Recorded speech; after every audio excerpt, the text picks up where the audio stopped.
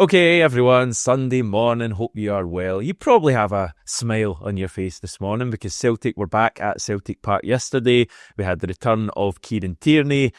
Amazing moment that we'll touch on. We also had the visit of Newcastle United and a 4-0 win over Newcastle United. We had 4-3 against Man City last pre-season. Chelsea were battered 4-1 as well in the States. And now 4-0 against Newcastle. Paul, the pre-season stuff is very easy, isn't it?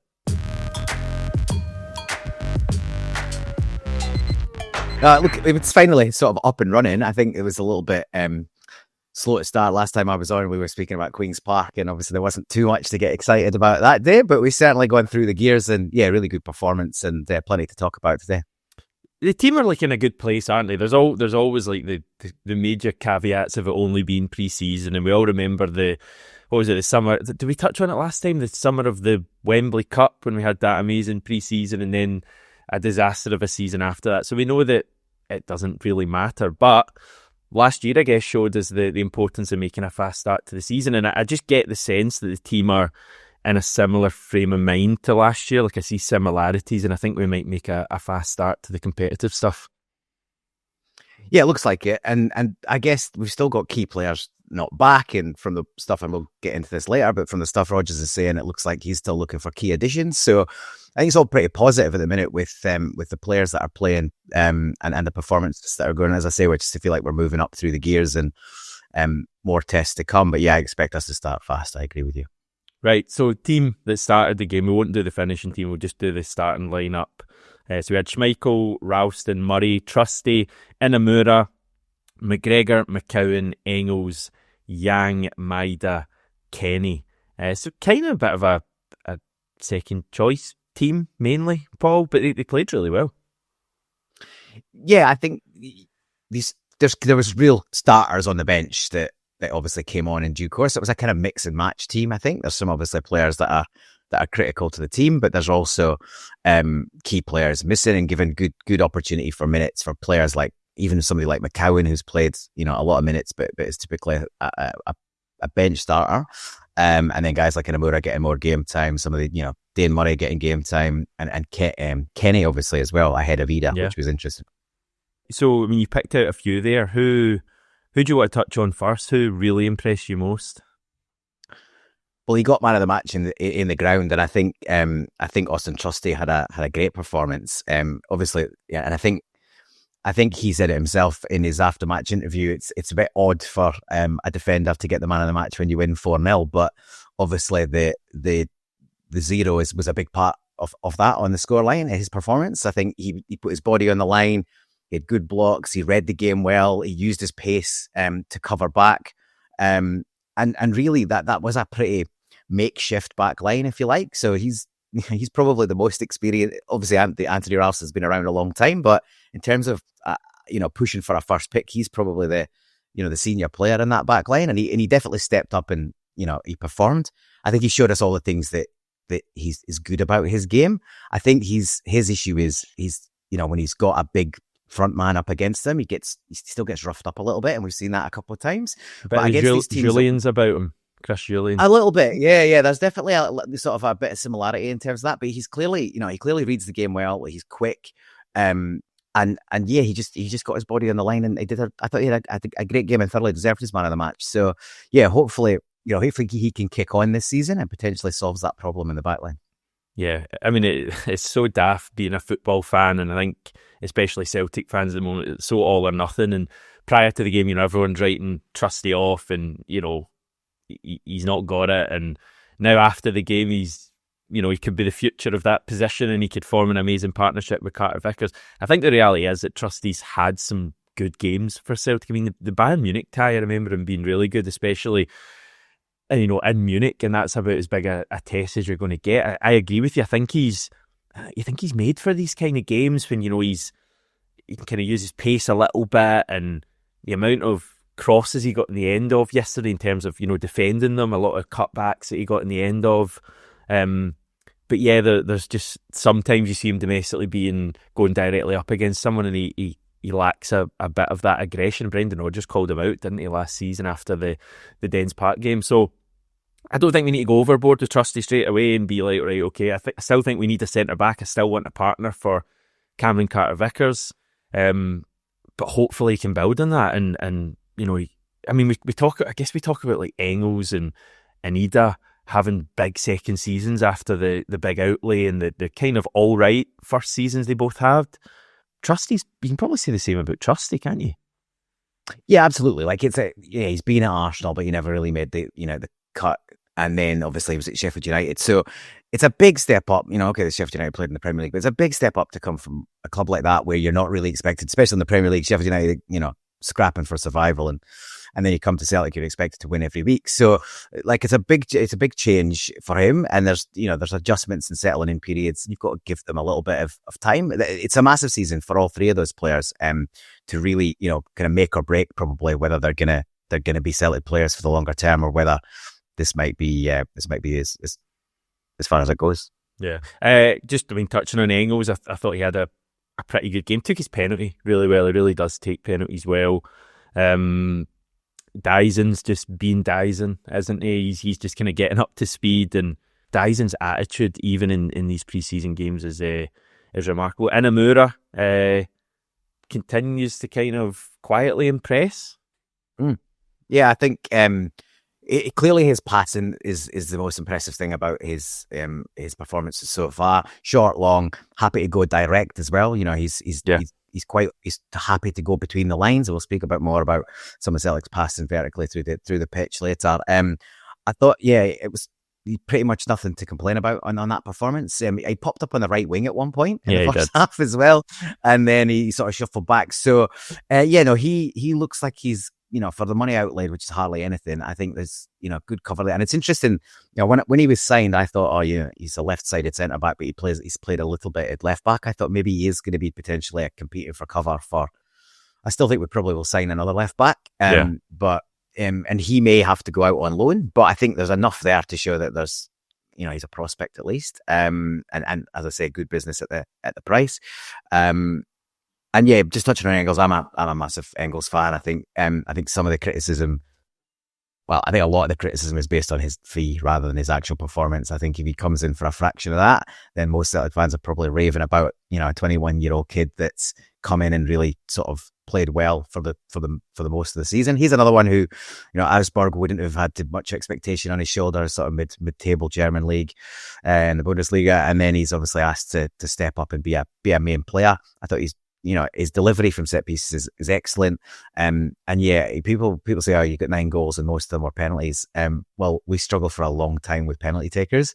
So I'm not gonna sort of, be a bit flippant on penalty taking because a good penalty taker is worth its weight, to be honest. And he took his pen really well. Snatched at a chance a little bit before that, but then, he gets himself in the right position again. And then he's obviously fouled in the act of about to shoot and tucks it away nicely. Yeah, he does take his penalties well. He did miss one or two last season. He's missed one, I think, yeah. Didn't he miss against Young Boys? Was that the game? Maybe he did. I thought it was, did he miss one in the league as well, maybe? I think he maybe did. But when he takes them, that's a daft thing to say, but when he scores them, he looks brilliant. Like, he took one in the cup final against Rangers in the shootout, and he took that brilliantly under real pressure. So, I like the fact we're sticking with him. I hope we stick with him. Like, even if he goes and misses his next one, keep him hitting them, because I feel like the penalties, you're right, have been an issue for so long. And he could miss the next one and we look daft, but he seems like he's a good penalty taker, and it's important. Like, the penalties, it's, as you say, you can be a bit flippant about things, but they do they do come up at major times in games. And how many penalties have we missed over the years? So many. Yeah, I'm hopeful Engels can kick on. I don't think he's in our starting midfield at the moment, but it's up to him and Bernardo and McCowan to potentially get in there. Do you think we're seeing a new Johnny Kenny over the past couple of games? Because he seems to me like he's kind of kicked on a little bit. I thought he was really good against, as we say, a good team. Yeah, no, he's been one of the other positives in the pre-season. I think, was it the back end of last season or the last game of the season? He had a couple of good chances running in behind, and he obviously got his goal. towards the end of last season's first competitive goal. I think he looks now like maybe a player who feels like he deserves to be there, which maybe sounds a bit daft, but I don't think necessarily when in the small showings he had for a chunk of last year, and obviously he's been on loan and stuff like that. I think the manager's obviously seen enough in him that he wants to give him good minutes in this window, and just see where he lands. And obviously they want him to sign a new contract. You think he's out of contract at the end of the season, and whether he is allowed to be maybe the third striker or fourth striker, depending on how many more we're going to buy, or whether he goes out on loan again. And if he does, I'd like to see him go to a Scottish club. But I thought he should have had a couple yesterday. Obviously, he missed a good chance before his goal. Keeper probably did enough to sort of put him off. But he should probably tuck that away. Yeah. But yeah, his goals. He'll be pleased to get a goal for his efforts. But some of his link-up play was really good. And his link-up play for the third goal was excellent. And that sort of was a key part of. But what was, I would say, probably the best goal on the day was he had key involvement, and it wasn't the first time that in the afternoon that he dropped into a slightly deeper position and took one or two touches and just flicked it off round the corner. And that's one of the criticisms of Adam Ida, isn't it? So that his link-up play is probably not quite as good as it could or should be, although he did have some good touches when he came on. Yeah. But yeah, Johnny Kenny is just quietly impressive, and it'll be hard for him, particularly if we go and sign. We've obviously signed Yamada, but we're potentially going to go sign another striker. So yeah, it's going to be hard, but positive sides. Yeah, seems like he might be ahead of Osmond, maybe in the pecking order, but I think Brendan Rodgers just taking a real good look at Johnny Kenny, and it might be that we've only got a few pre-season games left, but I guess there's early competitive games as well before the window shuts, and it might be that if he continues to impress and score some goals, then he can be that third choice striker. Maybe Osmond is the one that goes out on loan. Pope, yeah. The Pope did as a turn yesterday as well. Did you enjoy that? Well, we touched on Celtic TV commentary last time I was on, and it wasn't Jerry this week. It was Paul Cudahy, but he was loving the Pope references. I think he said only one Pope's infallible after the mess he made of the goal, and I think there was a gag about Popes and crosses, I think, as well early on. But yeah, no, he's a really good keeper. Like, he's one of the better keepers in the Premier League. But and he looked confident early on, and as I say, he put Kenny off enough for the first chance.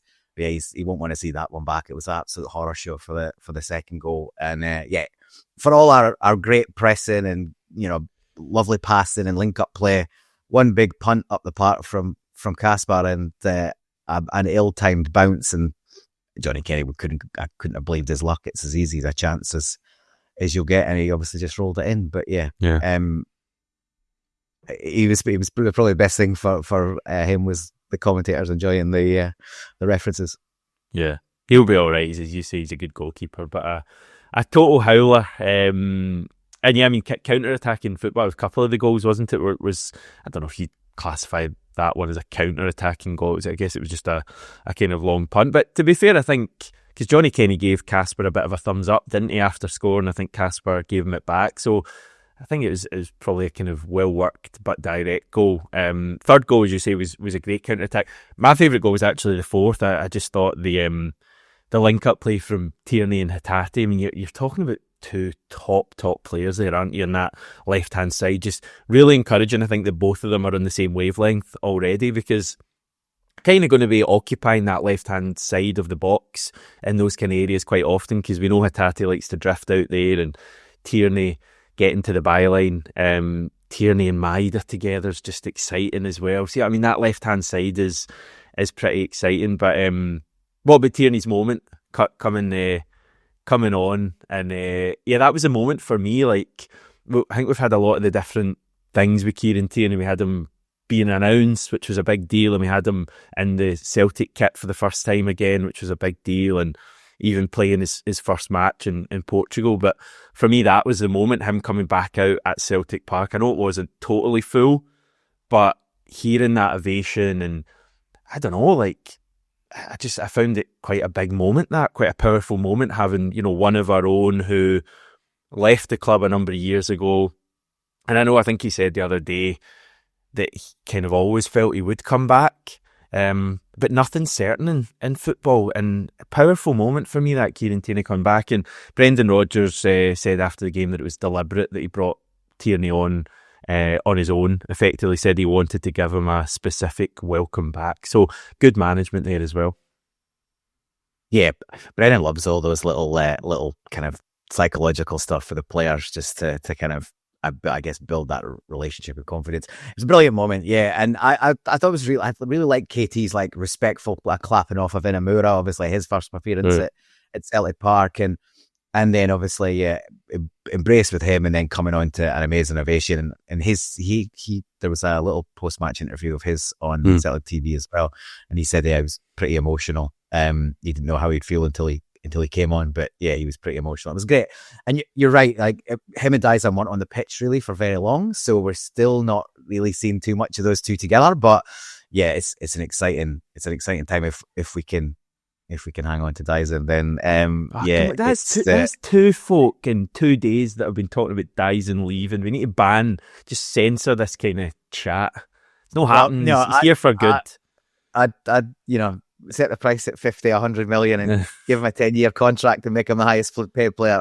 No, don't want to see him go. But it's going to, like, I really hope we can hang on to him. Mixed sort of reports coming from both sides of that potential position. Happy in Glasgow, Premier League team circling. So yeah, hopefully we can hang on to him. But yeah, if we can, then that left side, Rio, him and KT is super exciting for the new year. Honestly, man, like if we end up losing Dyson, you put this thought into my head now, it's going to ruin the rest of my day. The thought of Dyson potentially leaving is just... Fuck it. If that happened, it would be... God, that would be a tough one to get over, wouldn't it? He's staying, everyone. Don't worry about that. Okay. Ignore me. I'm sure he's staying.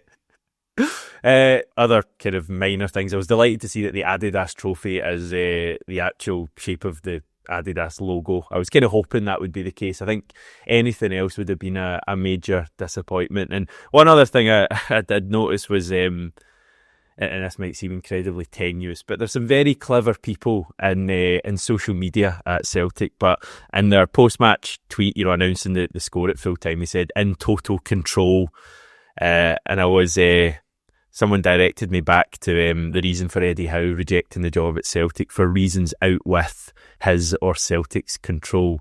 So maybe just a wee kind of minor thing. As I say, there's some clever people at the club.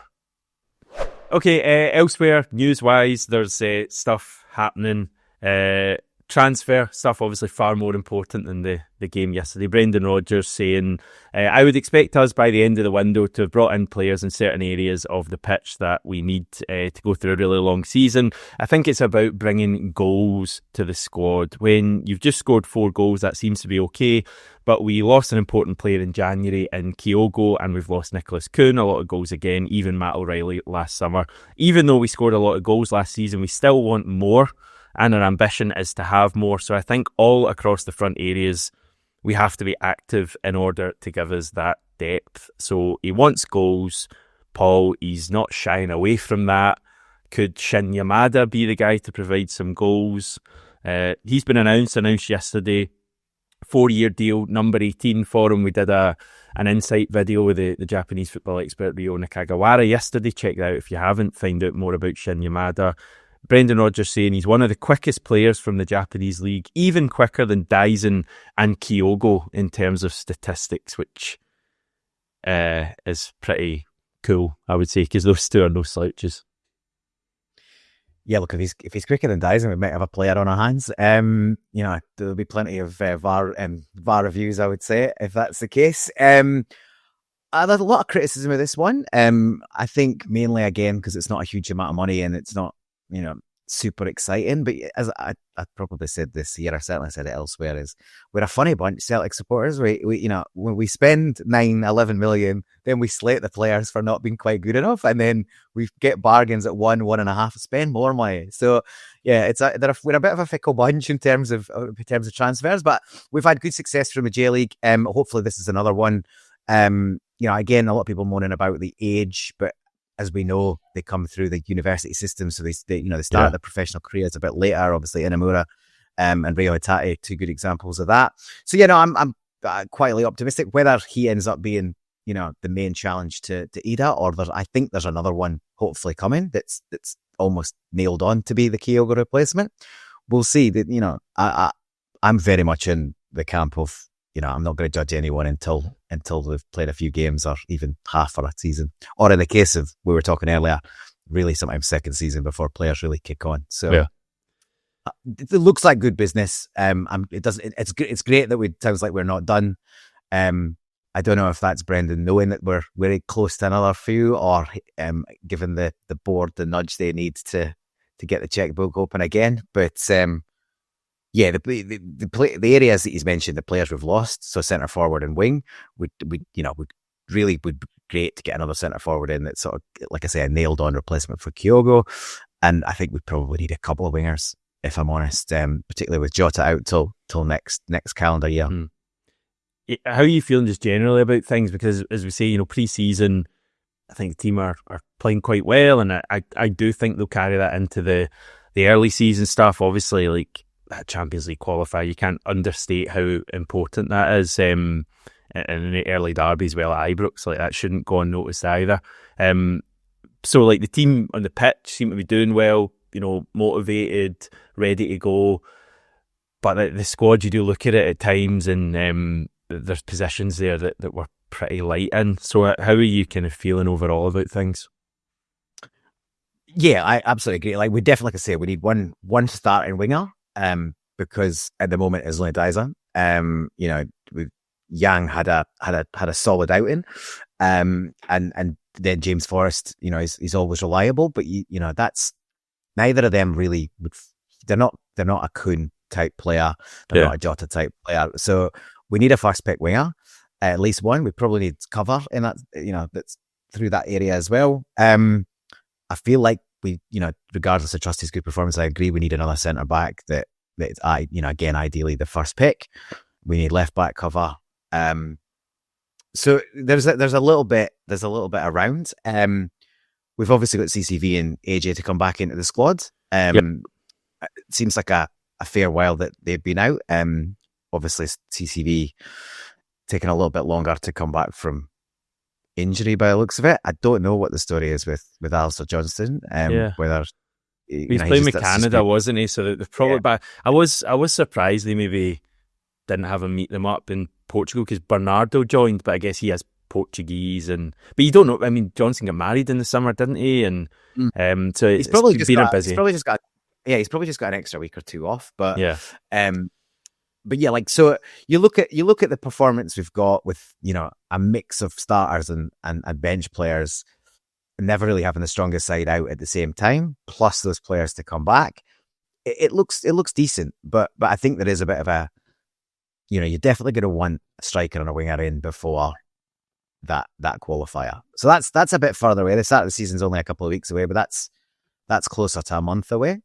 Now people say you want them bedded in and all that, but if it is a good player that is coming in that's a first pick, then he could stroll in the same week and probably be ready to play. So I'm not panicking about that, but those are the I've got three definites. You want a strong centre back, strong striker, and a strong winger, ideally right. But then there's some cover to go as well.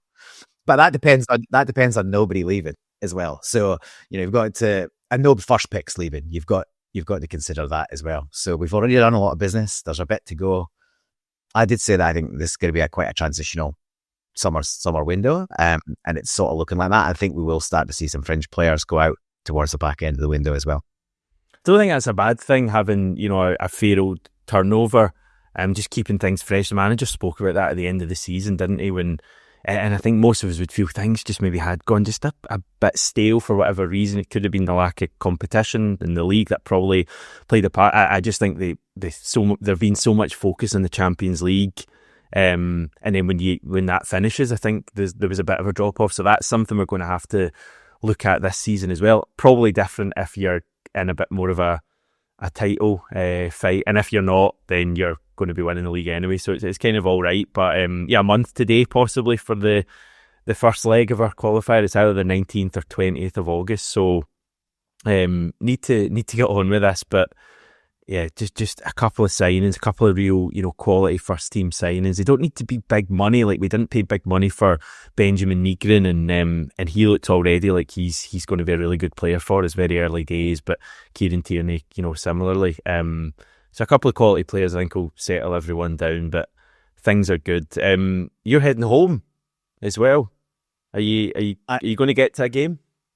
I'm hoping so. It's a hectic trip. It's my mum's 70th, so we're starting in Europe. Me and my wife are going to Rome. Then we go to a couple of Greek islands, the second of which we're having the family and celebrating my mum's 70th, and then we fly back to Glasgow. But it's a whistle-stop. I'm around the UK twice, basically. First couple of times in Scotland, first time in Scotland, I just got gigs, so Elbow in Glasgow, and then Oasis in Edinburgh. Good. So really excited about that. And then we sort of go down south to see some of the wife's family, and we're back up. So the weekend that I'm back is typically the only weekend where the fixture isn't confirmed, which is the League Cup, League Cup first round proper that we're in. So I'm really keeping my fingers crossed for a home tie. If we get a home tie, then I will 100% be at that match. If we get an away tie, depending on where it is, I might have to try and scrabble around and see if I can find a ticket. But knowing my luck, it'll be up in bloody Inverness or Dingwall or somewhere, and then I've got no chance of getting to that. So yeah, been a long time since I've been back to a Celtic match, other than the games obviously in Australia here. When was your last game back in Scotland? What would that have been? You're probably going back, so last time I was back in Scotland was 2018. Right. And I wasn't at a game then, so I think it was probably 16 or 17, probably. So a long time. And I think one of the last games of that, might not have been the last game, but one of the last games I was at, it was that Arbroath game, that Scottish Cup tie. Oh, dear. It was just a dreadful match. So fingers crossed if I get something that's better than that. Yeah. Okay, well, enjoy your trip back home, and we'll hopefully catch back up with you in the channel when you're back. Enjoy Oasis. Hopefully you get to a Celtic. And thanks again for coming on, Paul. Happy to be here. Good to see you, Hamish. Just a wee reminder, Paul is from A Celtic World. You can catch him more there, and the great work that Gavin, the team, do there. So yeah, great stuff. I'll be back, tomorrow.